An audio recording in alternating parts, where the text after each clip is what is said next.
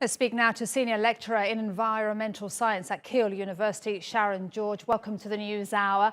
Sharon, surely these dramatic images that we've seen from Germany, from China and elsewhere will convince G20 environment ministers to take immediate political action. Yeah, we really hope so. This is something that the scientific community has been talking about for some time now. And the problem is that we've been talking numbers, we've been talking likelihood and probabilities, which are very intangible and quite difficult to picture and realise when we talk about risk. And I think it's only when we see the impact and we start to see these things unfolding that for many of us, climate change becomes real. And those risks start to then play out in terms of economic costs that then start to drive our politicians and our businesses to start taking this seriously and investing in reduction of what is, it's an invisible gas, but it's wreaking damage across the planet, and it's knocking out those systems that would normally absorb these shocks to the system. It would absorb the temperature and keep the planet cool. And at the moment, we're seeing systems like the rainforests and the glaciers being damaged.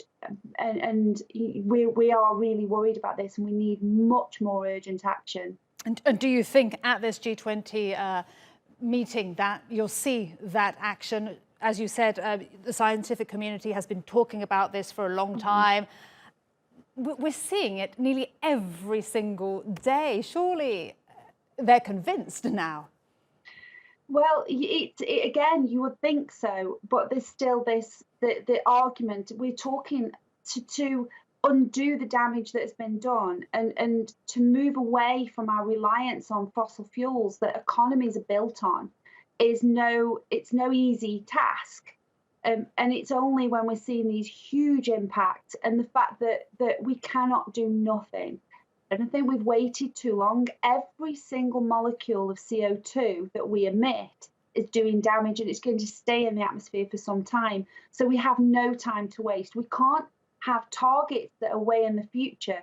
We need to ramp up the targets, meet these targets sooner, and just stop emitting and stop the damage being as bad as it can be. And when we talk about these targets, in the IPCC, we talked about this target of staying below 1.5 degrees rise.